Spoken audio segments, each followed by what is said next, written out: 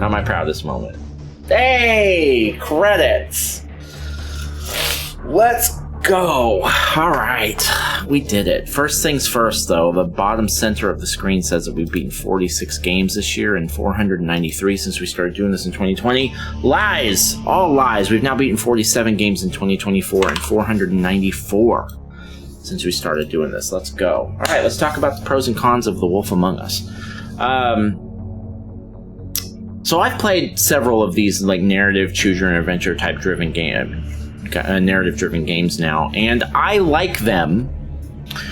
They're not my favorite genre or anything, but I do tend to like them. Some of the things that I like about them aren't good reasons, like they're easy and they're impossible to get stuck in, and stuff like that. But I do. It's really the only or one of the only genres where story really, really matters to me, because that's really all there is, right? It's not like there's a combat system or much of a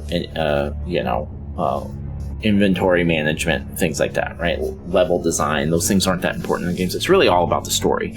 And so this is one of the only kinds of games that I actually am paying attention to the story, and I could follow it, and I will probably remember the story of this game for a long time. And I think that the story was really good. The only other Telltale game that I've ever played was the first Batman one, back way before I was doing things in order, back when I was doing stuff in alphabetical order, and Batman starts with a B, and I played the first Batman game. And I remember liking it. But this was way before I was reviewing stuff. I didn't give it a lot of thought, and I don't remember the story really sticking with me. I feel like the story in this game was a lot more interesting. I think it was a lot more morally ambiguous, although there were definitely some things with Batman that were ambiguous, like as far as like what went on with Catwoman and stuff. But this game really had some tough choices in it. Really, really tough choices.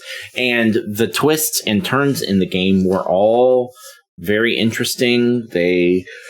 I didn't see many of them coming.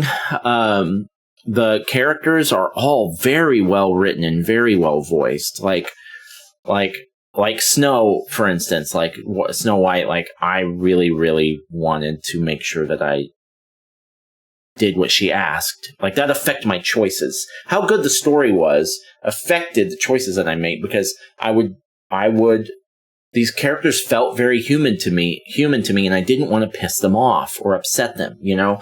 Like if I'm beating on somebody and their kid walks in most games, that I'm just going to laugh at that because I'm not really paying much attention to the story and I just think it's funny. But in this game, when that kind of thing happened, I was like, ooh, my bad, you know? Like I was really invested in the personalities in this game. So, and it's really hard to make a game like this good if you can't pull that off. You know, games like As Dusk Falls are good examples of when that's also done well, or Detroit Become Human. And then there are also some examples of those games where it's not done well, like Erica.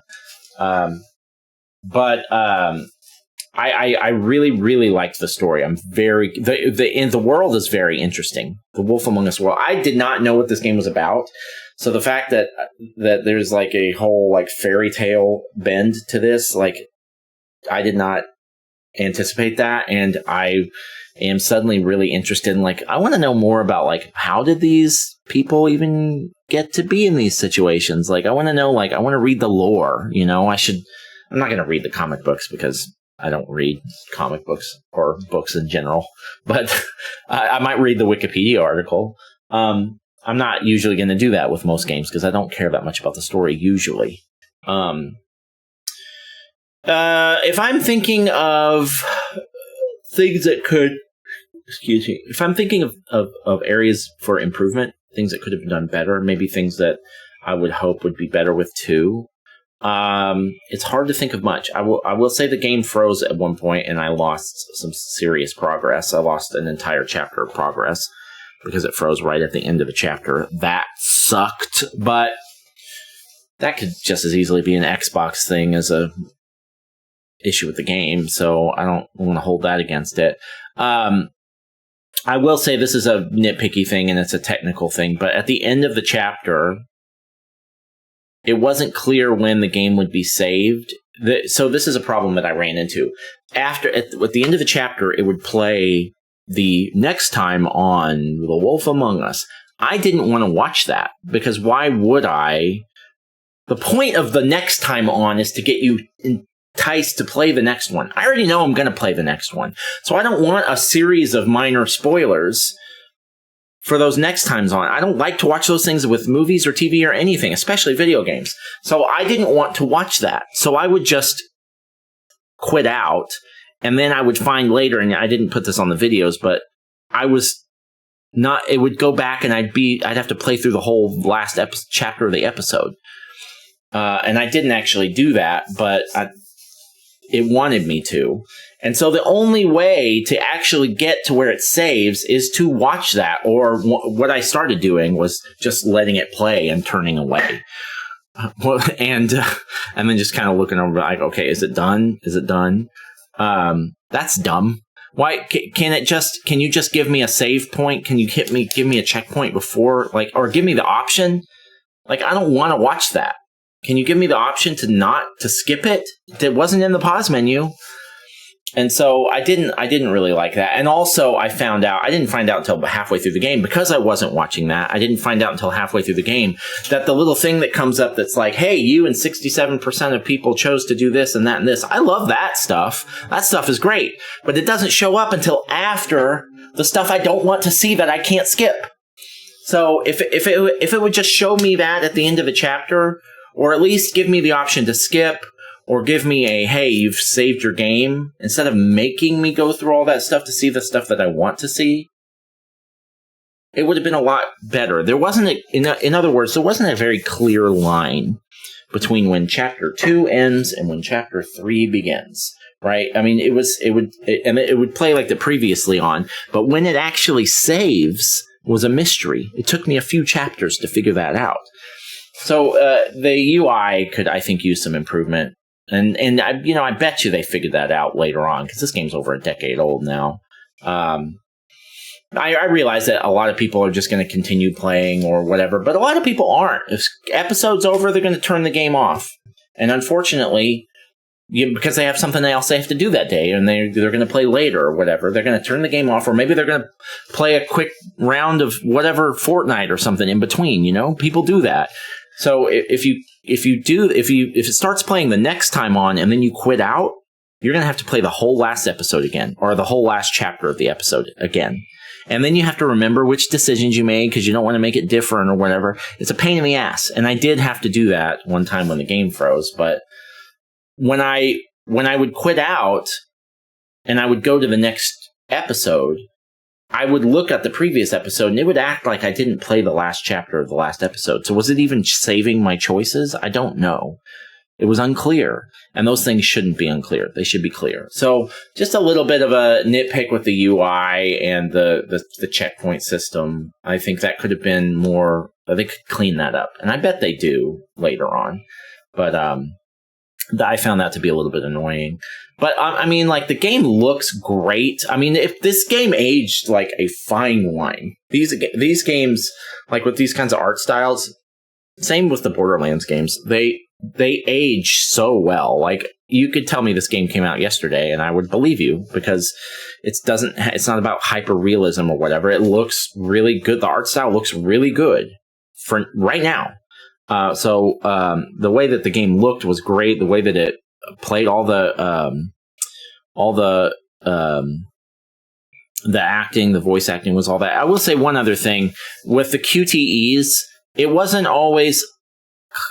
It didn't really do a great job of making it really clear when I would hit and miss things, especially with the type of QTE where you have to get the reticle into the spot and then hit the trigger. With the ones where it was like hit X or whatever, it was pretty clear, because it would have a circle around the thing if you did it, and the whole screen would flash red if you missed it, right? But with those reticle ones, it was weird, because it seemed like they would say to hit left trigger or right trigger. It didn't seem to matter which trigger I hit. If it said right trigger, if I hit left trigger, it would still work. And it didn't have like the red flash thing or whatever. And whenever I would do those, I would be 100% certain that I hit them. And then something bad would happen to me anyway, like I get hit in the face with a bottle or something. And so I don't think that those reticle things were very clear or explained very well. You know what this game could do with? A very short tutorial at the beginning. It doesn't have anything like that. Just a little tutorial, or they can even weave it into the beginning of a story, you know, to make it with something that's unimportant. You know, games are pretty good about doing that kind of thing these days.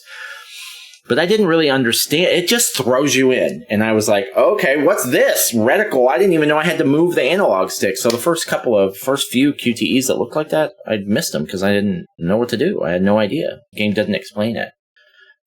Maybe there's something in the settings or how to play or something, but if you just hit new game, you're not getting any of that. So that was a little bit of an issue.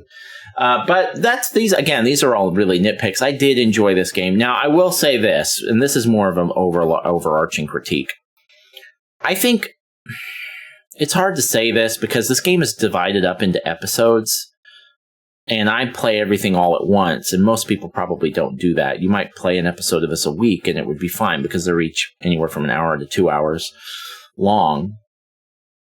I think for me, the way that I played it back to back, it felt a little long. But, you know, now that I'm saying that, if I sat down and watched an entire season of Game of Thrones, it would feel long too. You know, this game probably isn't designed to be digested in that way. So I take that back. That's not really much of a critique.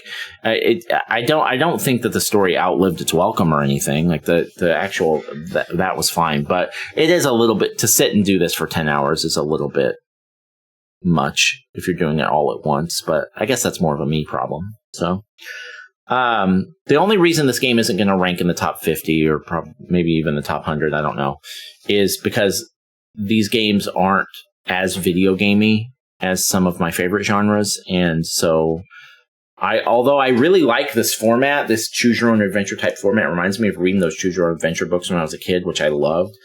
I like that format. It's not as engaging to me as like a Souls-like or a roguelike or a Metroidvania or a survival horror game or whatever. So those games I just like more. So this game's not among my very favorite genres, so it's not going to rank that high.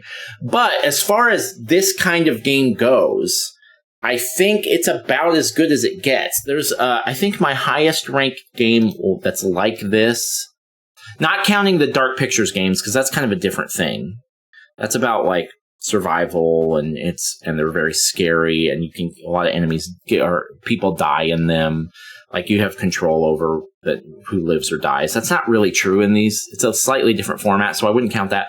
But games like Detroit Become Human, As Dusk Falls, Lost Souls, or between whatever that one with Elliot Page is. But among those, I think this is about as good as it gets. I'm checking. As Dusk Falls is ranked 168.